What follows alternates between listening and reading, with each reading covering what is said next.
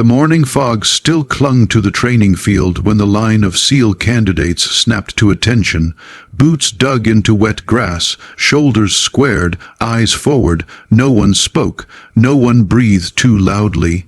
This was Hell Week's forgotten cousin evaluation day, where careers didn't end with screaming or push-ups, but with a single word spoken by the wrong person. She stood third from the left. Petty Officer Mara Voss didn't look like the others, not at first glance. Leaner, quieter, no chest, puffing bravado. Her hair was pulled into a tight knot, uniform plain and unadorned. If you were searching for the loudest threat in the line, you would have missed her completely. That mistake wouldn't last long. Chief Instructor Rourke stalked the formation like a hunting dog, bald, built like a battering ram, voice sandpapered raw from decades of command. He stopped in front of Mara and looked her up and down as if appraising damaged equipment. "Explain to me," he said loudly, "why command keeps sending me deadweight." The line stiffened. No one turned their head, but every man heard it. Mara kept her eyes forward. "Permission to speak, Chief," Rourke scoffed. That wasn't permission. She didn't flinch. Rourke stepped closer, close enough that spittle hit her cheek. "You're smaller, slower. You failed your first ruck march by 30 seconds. You think grit makes up for physics." The recruits waited for the explosion. Defense, anger, excuses. None came. Rourke's mouth curled. "That's what I thought." He reached out. The fabric of Mara's training shirt was grabbed in his fist and yanked hard. The sound of tearing cloth cut through the quiet like a gunshot. Gasps rippled down the line. The shirt split across her back, exposing skin marked by ink. Rourke froze, half in dominance, half in confusion. So did everyone else. Running from her left shoulder, blade down her spine, was a tattoo that didn't belong on any soldier.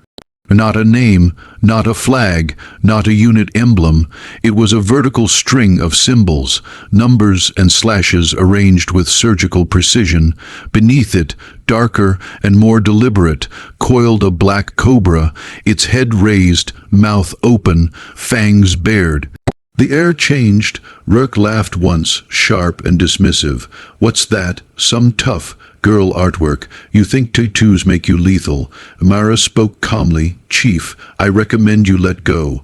That was when Rourke noticed the silence behind him. No snickers, no mutters. The candidates weren't watching the confrontation anymore. They were staring at the tattoo. One of them swallowed hard. Rourke tugged again, exposing more of the code. "You're not special. You're a liability, and I don't carry liabilities." A shadow fell across the field. Rourke felt it before he heard it.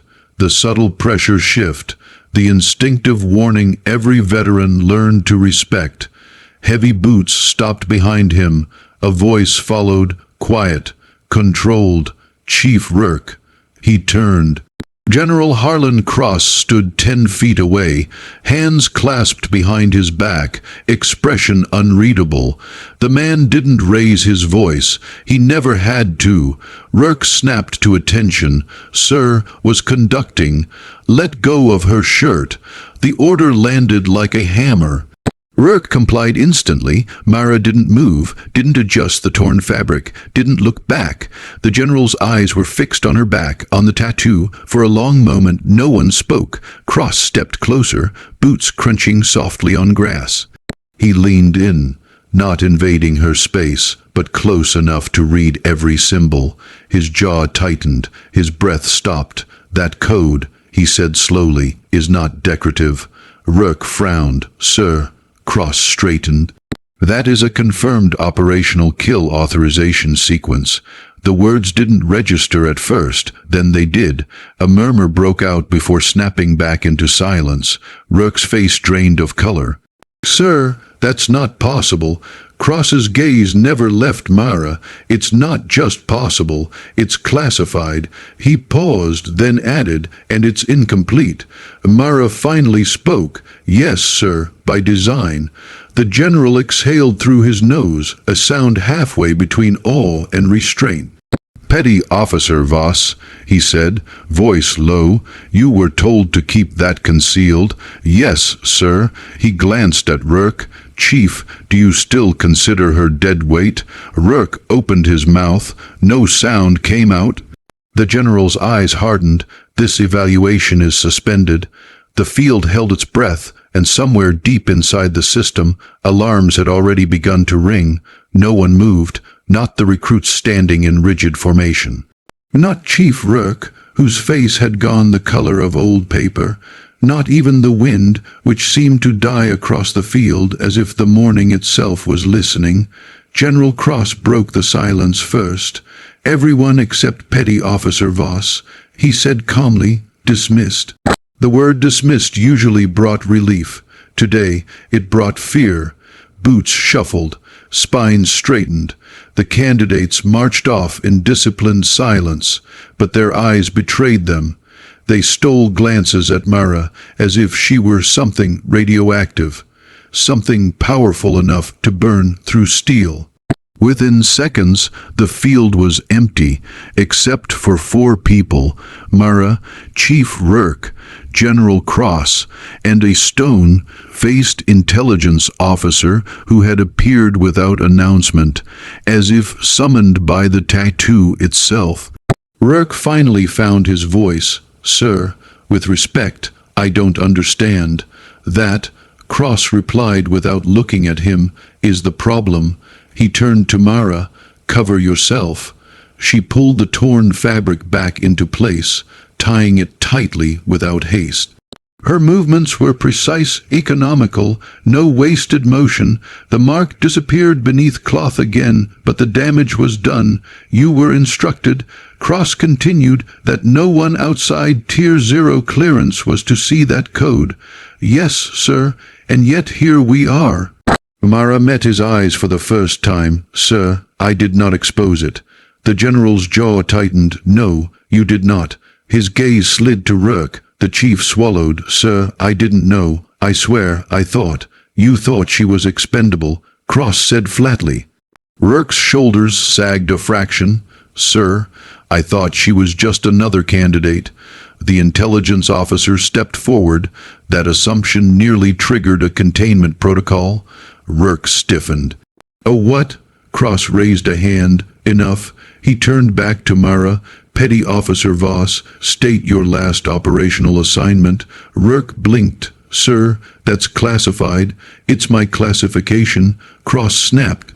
"And you've already violated it."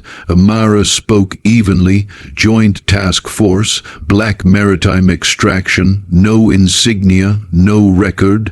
Rourke's stomach dropped. Cross nodded. "Casualties." Mara paused, just long enough to be noticed. "Confirmed," she said. The intelligence officer tapped a tablet. 37. Rourke staggered back half a step. That's a platoon." "That's an outcome," Cross corrected. He studied Mara carefully now, as if seeing her for the first time. Not her posture, not her rank, her stillness, the unnatural calm of someone who had crossed lines that couldn't be uncrossed. "You were removed from records for 2 years," Cross said quietly. "Declared non-deployable, medically reassigned." "Yes, sir." "And yet you requested SEAL evaluation." "Yes, sir." Rourke found his voice again, thin and strained. "Why? With respect, why would someone like her need this?" Mara answered before the general could. "Because ghosts don't choose where they end up," she said. "But soldiers do." The words hung heavy. Cross looked at her for a long moment. Then, softer, "Do you know why that tattoo froze me where I stood, Petty Officer?" "No, sir." "Because that code," he said, "was designed for operators who were never meant to come home." Rourke's mouth went dry. Cross continued, "It's a kill authorization sequence that overrides command, jurisdiction, and borders. Once activated, it permits one person to neutralize threats without confirmation, review, or extraction." He looked at Mara. "You were trusted with that authority." "Yes, sir." "And you survived it." Silence again. The intelligence officer broke it. "Sir, protocol requires relocation." Cross shook his head. "Not yet." He turned sharply to Rourke. Chief, you don't get to evaluate her. You don't get to speak to her unless spoken to, and you sure as hell don't touch her again. Rourke nodded furiously. Yes, sir. Cross stepped closer to Mara, lowered his voice. They put you back into the pipeline because something is coming, he said. Something that requires someone who understands that code from the inside. Mara's eyes narrowed slightly. I assumed as much. You are not here to prove yourself, Cross said. You're here because when things go dark, you already live there. A distant helicopter thudded overhead. Cross straightened. Evaluation resumes in 1 hour. Petty Officer Voss, you will remain. Yes, sir. As the general turned away, Rourke stared at her, no longer with contempt, but with something closer to fear. For the first time, he understood the truth. She wasn't deadweight. She was the last option. The hour passed without rest.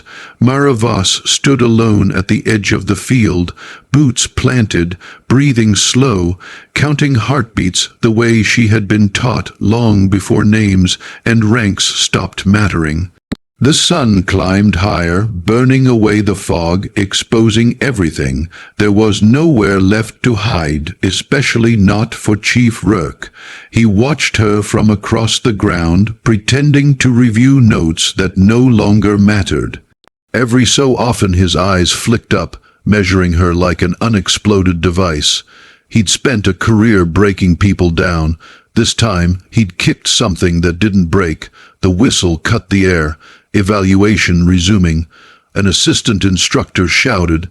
The candidates returned at a jog, reforming their line. They avoided Mara's eyes now. Respect hadn't replaced fear, but something close had taken root. Rourke stepped forward, voice sharp but forced. Pair off, hand-to-hand assessment. Mara was paired last. Rourke smiled thinly. Petty Officer Voss, you're with me. A murmur rippled through the line. Even the assistant instructors stiffened. The general had not forbidden that. Mara stepped forward without hesitation. Yes, Chief. They faced each other on the grass. No pads, no weapons, just distance and intent. Rourke lowered his voice. You think that tattoo makes you untouchable? No, Amara replied. Training does. He lunged. Fast, brutal, a textbook strike meant to overwhelm through size alone. Rourke had ended dozens of evaluations like this, with one violent reminder of who was in control. Mara shifted half a step. His fist cut air. Her elbow rose, not in panic but precision, smashing into his forearm at the nerve cluster. Pain flared white-hot. Before his brain caught up, her hand wrapped his wrist, twisted, and stepped inside his centerline. The world tilted. Rourke felt his feet leave the ground. He hit the grass hard, breath exploding from his lungs. A knee pinned his shoulder. Fingers locked his other arm at an angle that threatened permanent damage. Mara's voice was calm, almost instructional. If this were live, your radio would be gone, your weapon would be mine, and you would already be bleeding. The field was dead silent. Rourke tried to move. Pain shot through him. He froze. Enough. An instructor shouted. Mara released instantly and stepped back, hands open, controlled. Rourke struggled to his knees, face red with rage and humiliation. You assaulted a superior officer. I defended myself during an evaluation, she replied evenly. Before Rourke could explode, a slow clap echoed across the field. General Cross approached. That, he said, was 3 seconds. He looked at the instructors, recorded it. Rourke stared at the grass. Cross turned to the line. What you just saw was not aggression. It was efficiency. There is a difference, remember it. His gaze settled on Mara. Petty Officer Voss stepped forward. She did. Cross lowered his voice.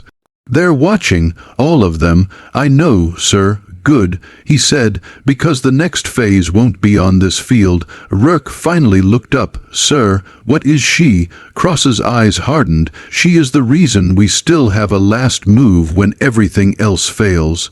A helicopter's shadow swept over the formation. The line had been crossed, and there was no stepping back now. The helicopter never landed. It hovered low over the field, rotors chopping the air into submission, dust and grass spiraling upward as if the ground itself were being erased. The candidates shielded their eyes. Instructors stepped back instinctively. Mara didn't move. She stood where General Cross had left her, hands behind her back, gaze steady. When the side door slid open midair, no rope dropped, no command was given. A man jumped. He hit the ground in a roll that absorbed impact like muscle memory, not reflex. Black fatigues, no patches, no insignia.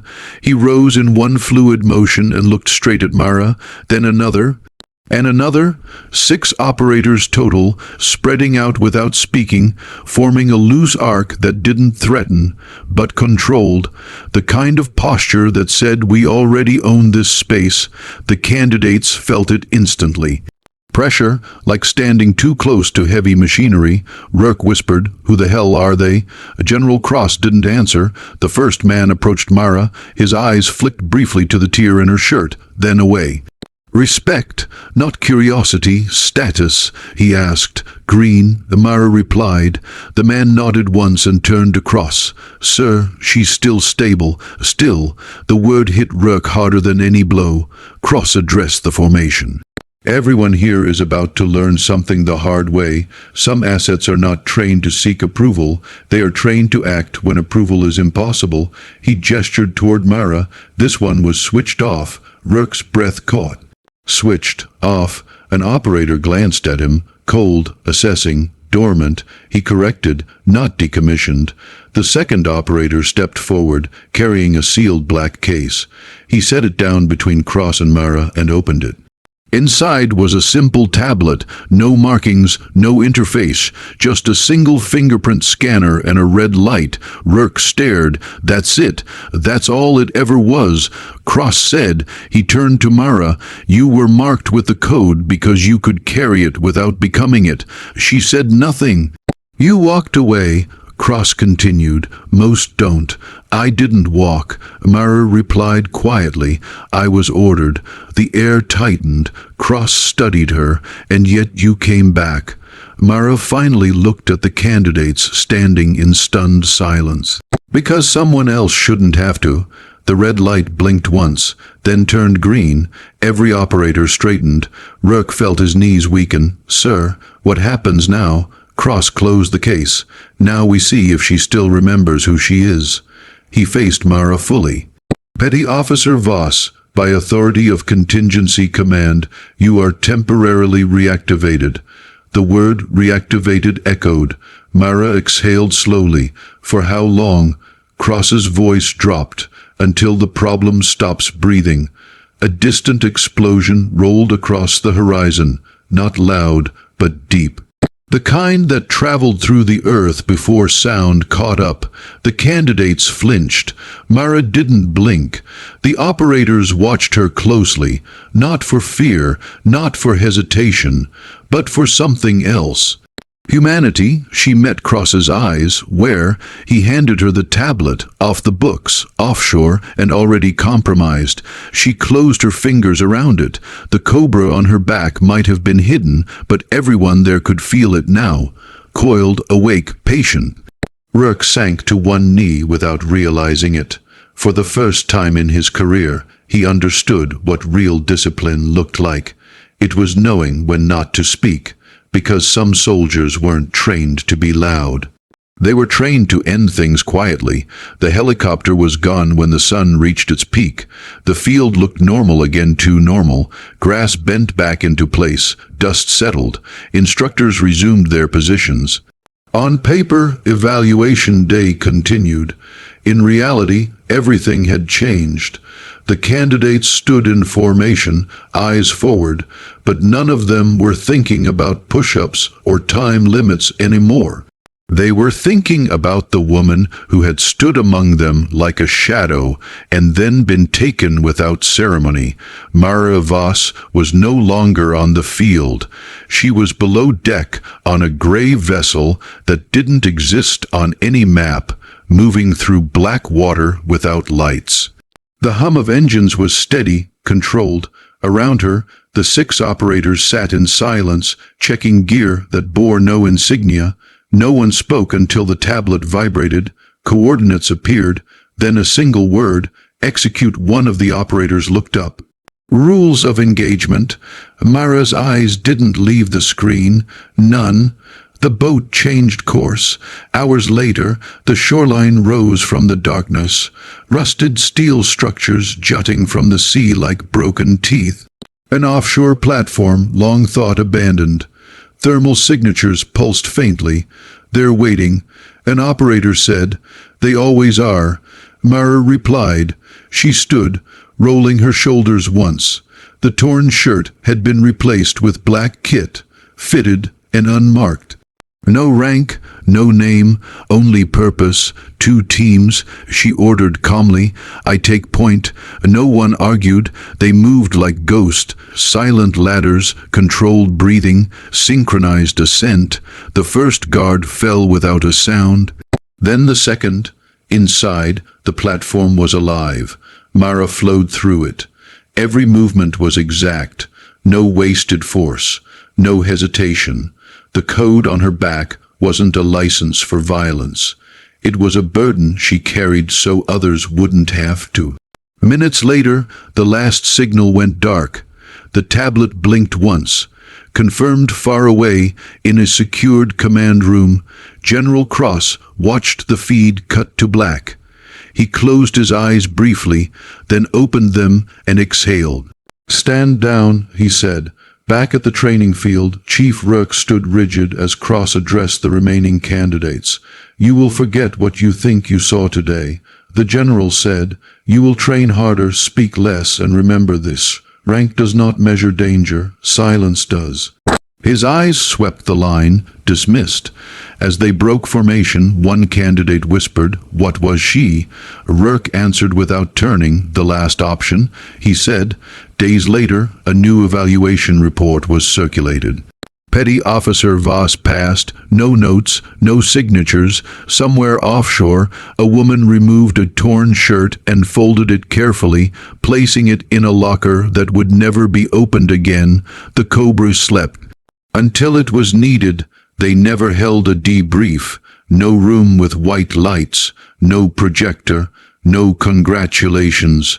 Mara Voss learned that long ago missions like hers didn't end with applause.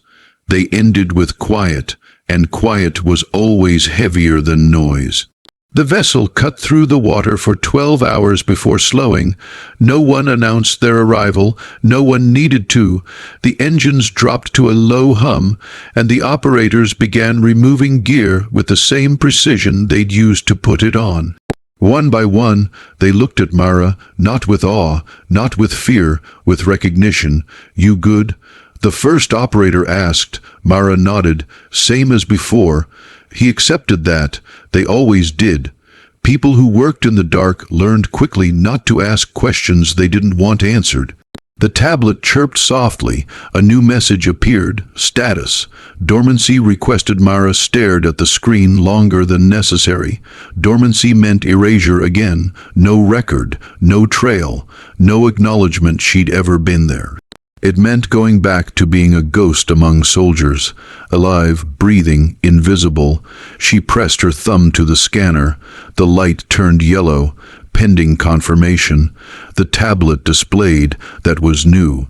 One of the operators frowned. That didn't happen last time. No, Mara said quietly. It didn't. The door opened behind them. General Cross stepped into the compartment, the salt air clinging to his coat. His face looked older than it had on the field, older but steadier. "You're hesitating," he said. "I'm considering." Mara replied. He nodded once. "Fair." The operators excused themselves without being told. The door closed, leaving the two of them alone with the hum of the sea. Cross studied her for a long moment. "You ended it cleanly, no collateral, no leaks. That was the assignment." "Yes," he said. But it wasn't the only test. Mara's eyes narrowed. What changed? Cross folded his hands. The problem wasn't the platform. It was the pattern. He tapped the tablet. A map appeared. points scattered across oceans, borders, cities. Not random, never random, they're moving faster, he continued, smarter, and they know about the code. Mara felt something tighten in her chest. That's impossible. It was, Cross said, until someone started talking. Silence stretched between them. Not me, Mara said. I know. Cross replied immediately. If it were, we wouldn't be having this conversation. He leaned closer, which means someone else remembers you. Mara exhaled slowly. Ghosts weren't supposed to be remembered. Cross straightened. Command wants you back under permanently, not as a contingency, as a presence. She shook her head. You don't put something like me in the light. No, he agreed. You put it just behind it. The tablet chimed again. Dormancy awaiting final authorization. Cross looked at her. This is where you choose. Choose what? Whether you disappear again, he said, or whether you make sure no one else ever wears that code. Mara's fingers curled slightly. How many? She asked. Cross didn't answer right away. When he did, his voice was low. Too many. She looked down at her hands, hands that had ended things most people never knew existed, hands that had carried a burden meant to be temporary, and somehow became permanent. I didn't survive to become a symbol, she said. You won't, Cross replied. You'll become a safeguard. Mara laughed once, quietly. That's a nicer word. Cross allowed a faint smile. It usually is. The tablet blinked red, then white. Time running out. Mara closed her eyes for a brief moment. She saw the field, the torn shirt, the word Deadweight. She pressed her thumb down again. The light turned green. Status. Active override confirmed somewhere deep in secured systems. Doors opened that hadn't been touched in years. Cross exhaled. Welcome back, Mara. She didn't look up. For how long? He met her gaze, until the silence holds. The vessel turned. Far away, on another base, Chief Rourke stood alone in the training yard long after dark. He stared at the grass where a line had been crossed and whispered a promise he didn't know he was making. He would never mistake quiet for weakness again. And somewhere between the light and the dark, a woman with a kill code tattoo stepped into a role no one would ever thank her for making sure the last option was never needed twice.